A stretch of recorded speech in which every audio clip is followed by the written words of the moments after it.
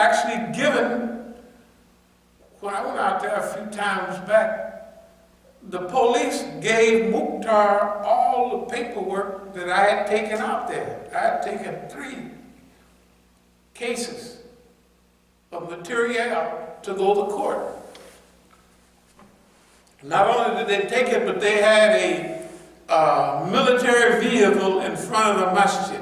In front of the masjid, I want you to understand that they had a military vehicle, almost a tank, in front of the masjid with snipers there. To do what? To frighten, to take. And why were they there? Why? Because Mukhtar said that as a man with a shotgun came from D.C., he had 2 shotguns, and he's in the masjid. But they say at the same time, that man is mad at Mukhtar now because of what? Because they have voted somebody else in, brand new, him, as the new president of the organization. It didn't fly. It didn't get off the ground at all. Just in their court thing, the lady said, these are fictitious. Where did you get these papers from?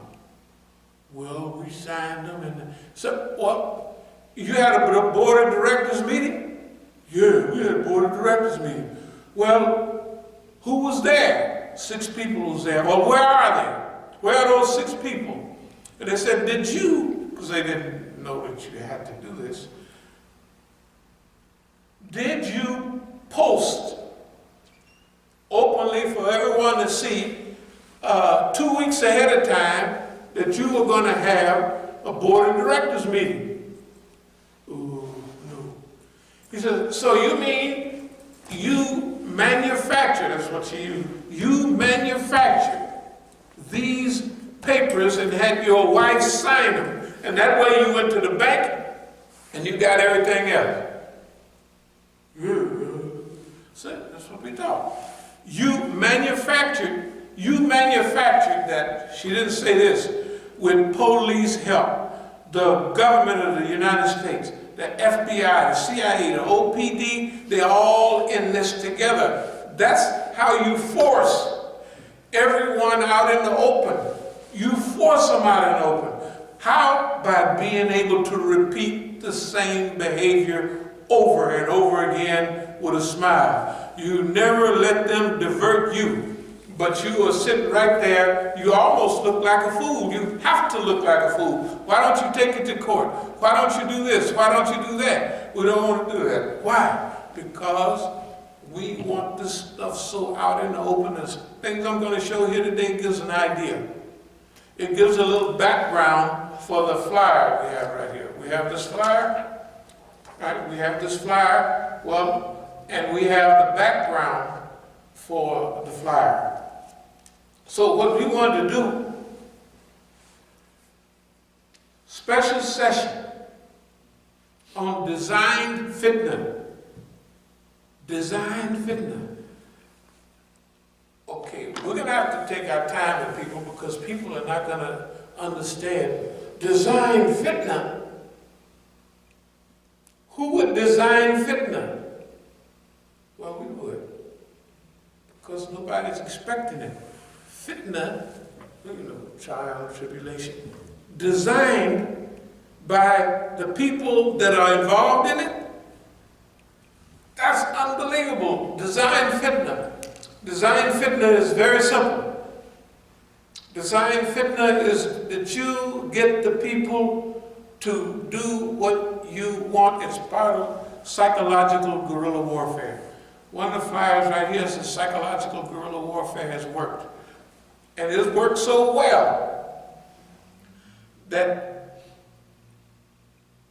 the time that we are now living in is the time that it was supposed to go off. It's like a bomb planted somewhere. It was supposed to go off right now. Not 3 months ago when I went out there, that's when I was going to do it. But it went off now.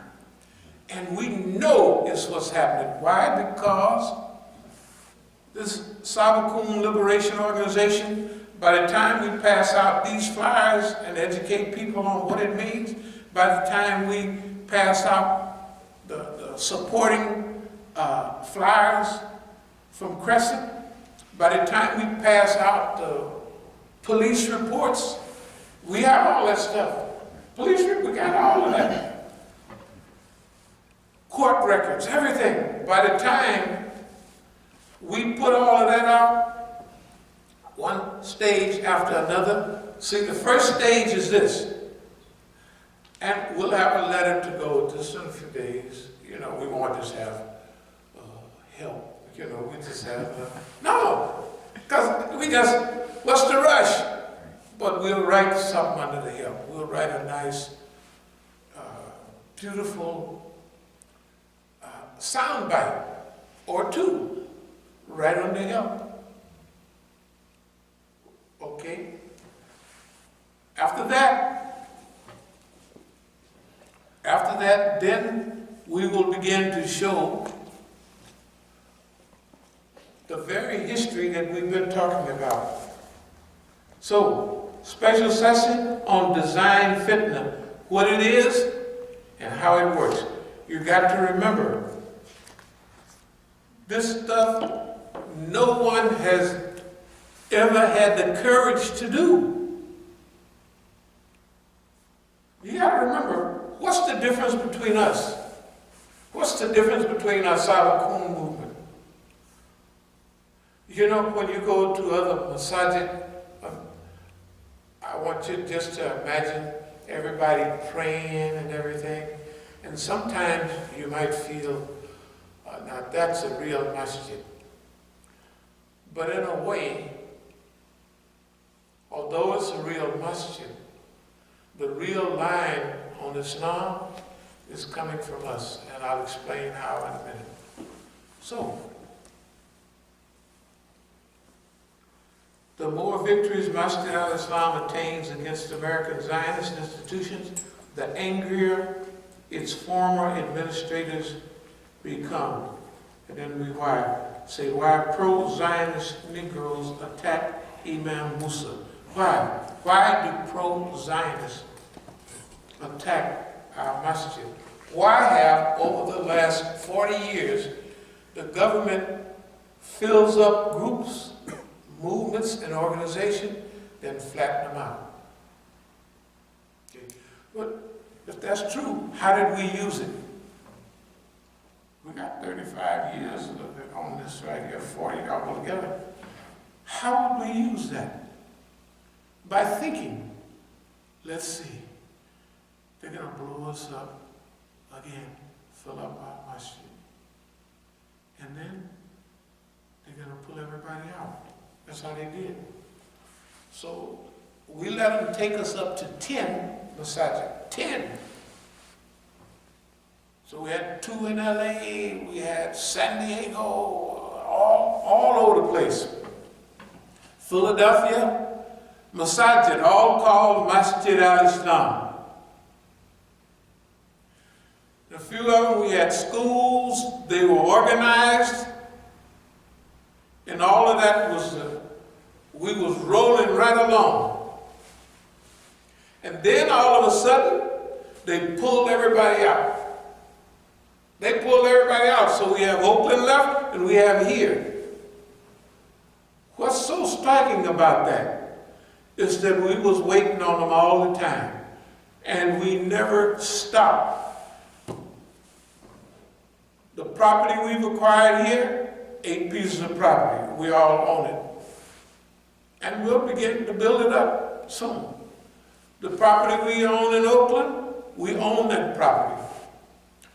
Because nobody can take the property or sell it or do nothing. Anything they done like that, it's going to cost them.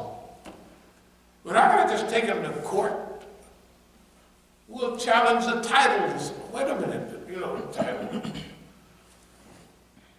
Who said that title, clear title, Well, who gave you that title? So instead of going after the people first, you go after the title company. The Bank of America, that ain't nothing. That's worth millions. That's worth millions. Why? Because you can't give nobody something that belongs to somebody else. How you gonna give? You gotta, we had that 10% rule, and we were working on $1 million for Imam Jamil, if anybody remember. By the time we got to 100,000, which didn't take that long, here they come, and they say, we're gonna change that, and we're gonna give that to so-and-so. We told them, go ahead. Yeah, I dare you to do it. Why I dare you to do it? Because you don't have the right. And you can't find no right to do it. And if you do, we're going to point at it and say, look at what they're doing. This is about exposure, remember? Right now, what we're doing, this is the beginning stages of exposure. To expose everything they do out in the open. Everybody been involved will be sitting right out in the open like they are right now. Everybody's out in the open. Abdul-Jalil them that was here, they're sitting out in the open. This is 10 years ago. The people were saying, oh, because somebody called here and said that Abdul-Jalil, who was security, right, that we want to take over the Masjid here in D.C. I don't know if y'all know this with it. So they was getting prepared for a takeover. When Abdul-Jalil went to court on them cases, that phony case he had, talking about an ex-guard, something or other, somewhere around. I told him, ain't nobody going to court for that bum. The man had been head of security for over 10 years.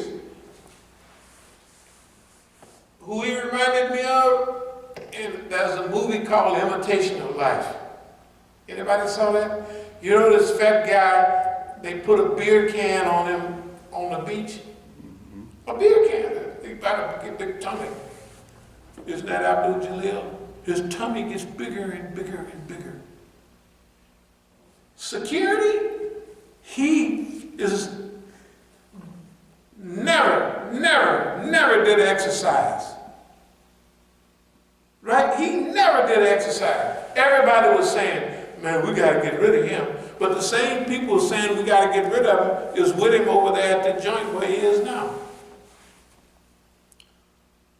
So the press was saying to me, what do you think about that case? I said, I think the case is a government hooked up case, and he's the police. He's a real police. That's who he is.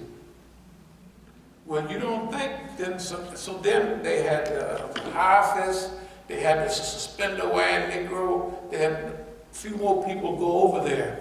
I said, y'all have no authority to go to that trial. Well, we want to show support. I say, you ought to show support for the community. The Masjid. Well, he was security. I said, he was what? Security. You know the thing I liked about Abdul-Jalil? We would sell food down there for $5. And I might give him 15 plates, $75. Of course, he would give me $50. You think I would get bad? Absolutely not. Because he's doing a good behavior pattern over and over and over and over again. And he's so slick that he feels if he saw something, he would say something. Common, right? Every time, I may give him 20. and he give me $75. But 20 is $100. 20 times 5 is $100. Right? Simple as that. I'm trying to explain the toughness. A lot of people consider toughness as you grab the alligator. That's not tough at all. Toughness is to be able to have people laugh in your face, pull your coat, pinch you, do all of that, and you don't even respond. You do like Mexicans do. I don't speak English. Till time, money time. So, well, I got you down here for $150. No, senor. $250. Please. Now. Well, I thought you didn't. Right? You got to be, I learned it down there in South America. You learn so many things. And people have a view of you. And do you know intellectuals think of us, the kind of darkies, big lips and stuff like that, as dumb. Stupid. They're smart. Curly hairs. That stuff really exists. I said, God, no. It's all over the internet now. Huh? It's all over the internet now. Is that right? Yeah. It's like a resurgence of, Can you them imagine? talking like that. Mm-hmm. What do you do with that? You use it. You use Abdul-Malik.